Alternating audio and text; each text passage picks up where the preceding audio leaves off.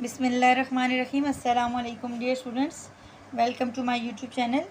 आज मैं आपके सामने हाजिर हूँ एक नई वीडियो के साथ। आज हम लोग करने जा रहे हैं टेंसेस। अच्छा, टेंसेस स्टार्ट करने से पहले मैं आपको ये बता दूँ कि ये मेरी आज की जो वीडियो है ये उन स्टूडेंट्स के लिए बहुत यूज़फुल साबित होगी जिनको इंग्लिश बोलने में और इंग्लिश समझने में मुश्किल का सामना करना पड़ता है।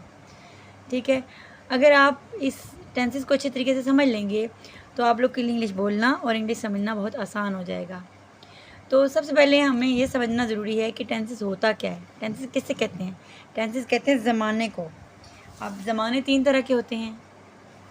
एक पास्ट होता है जो हमारा गुज़रा हुआ ज़माना होता है, जो कुछ भी हमने माजी में किया है या गुज़रे हुए ज़माने में किया उसको कहेंगे पास्ट। और एक होता है जी प्रेजेंट, जो हाल होता है, यानी मौजूदा हालत में जो कुछ हो रहा है वो प्रेजेंट है। और इस तरह एक और हुआ करता है फ्यूचर। फ्यूचर मतलब आने वाले ज़माने में जो कुछ हम करेंगे वो हमारा फ्यूचर होगा। तो आज हम लोग डिस्कस करेंगे पास्ट से रिलेटेड सारे टेंसेस। तो सबसे पहले हम लोग करने जा रहे हैं पास्ट इंडेफिनिट टेंस। तो हमें इसकी उर्दू में पहचान पता चलनी चाहिए कि पास्ट इंडेफिनिट को उर्दू में क्या पहचान होगी। तो उर्दू में इसकी पहचान ये है कि जुमले के आखिर में अलिफ छोटी ए और बड़ी ए आता है।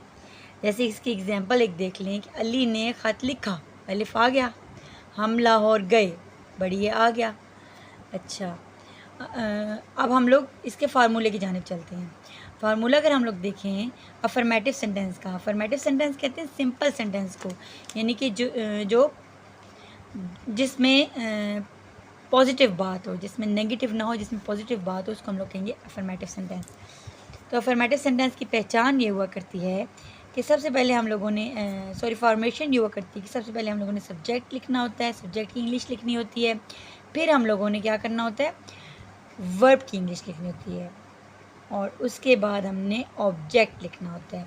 अब सब्जेक्ट किसको कहते हैं? सब्जेक्ट कहते हैं काम करने वाले को, और उसके बाद वर्ब काम को कहते हैं, और ऑब्जेक्ट जो काम हम कर रहे हैं।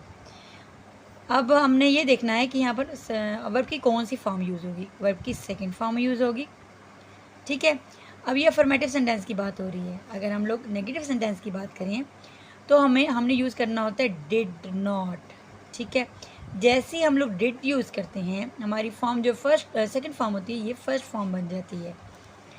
तो इसी तरह से मैं आपको एक सेंटेंस नेगेटिव का और अफर्मेटिव का सेंटेंस बना के बताऊंगी ताकि आपको मज़ीद समझने में आसानी हो।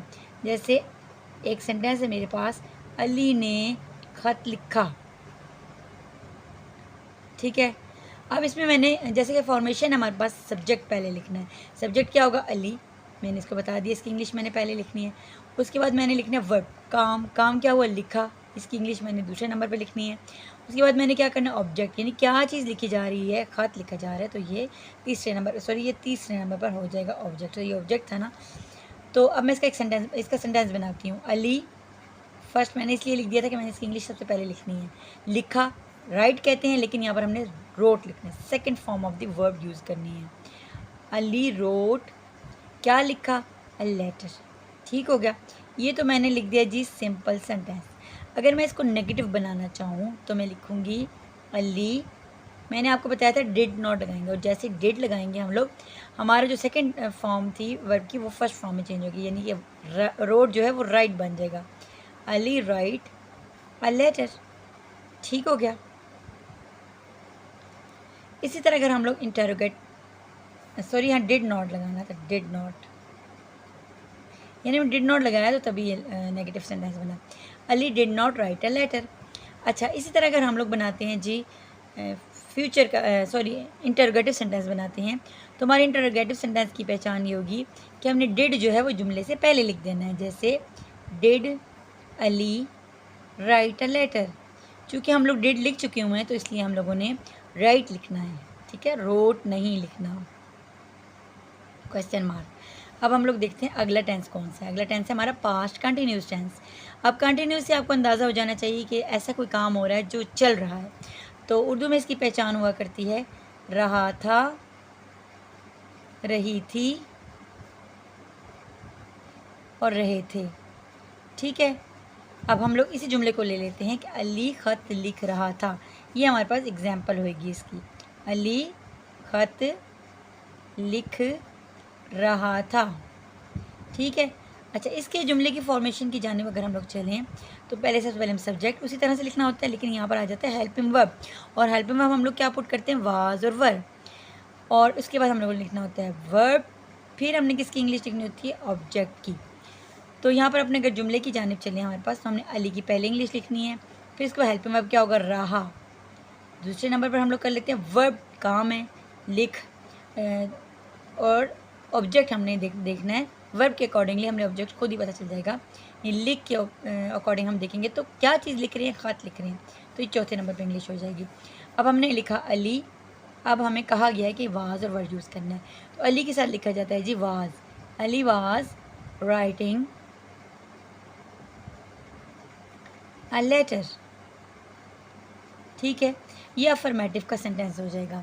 अगर हम लोग इसको नेगेटिव बनाएंगे तो हम लोग कह लेंगे Ali was not writing a letter.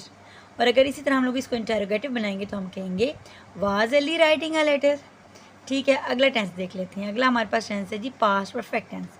Past perfect tense का मतलब होता है ऐसा कोई काम जो पास्ट में हुआ है लेकिन मुकम्मल हुआ है। परफेक्ट मतलब मुकम्मल। तो इसमें उर्दू में पहचान हमारे पास होगी चुका था, चुकी थी या चुके थे। ठीक है, वो खाना खा चुके थे, अली ख़त लिख चुका था। ये हमारे पास की एग्जाम्पल हो जाएगी। तो हम लोग एग्जाम्पल देख लेते हैं, अली ख़त लिख चुका था। अब अगर इसके फॉर्मूले की जानिब हम लोग चलें तो हमने सबसे पहले सब्जेक्ट सेम उसी तरह से, फिर उसके बाद हेल्पिंग वर्ब। अब यहाँ पर हेल्पिंग वर्ब कौन सा होगा, हैड। और उसके बाद वर्ब, वर्ब की हम लोग लगा देंगे जी थर्ड फॉर्म। ठीक है, उसके बाद हम लोग लगाना है ऑब्जेक्ट। अब इसी सेंटेंस को देखें, अली ख़त लिख चुका था, अली की पहले इंग्लिश लिखने है, फिर हम लोगों ने हेल्पिंग वर्ब लिखना है। चुका था को हम लोग हेल्पिंग वर्ब बना लेंगे और लिख हमारे पास आ जाएगा verb.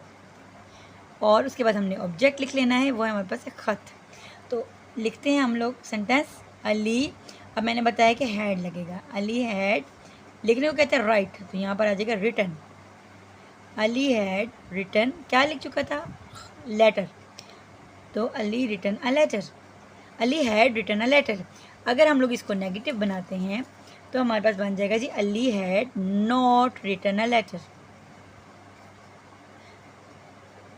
Ali had not written a letter, written a letter.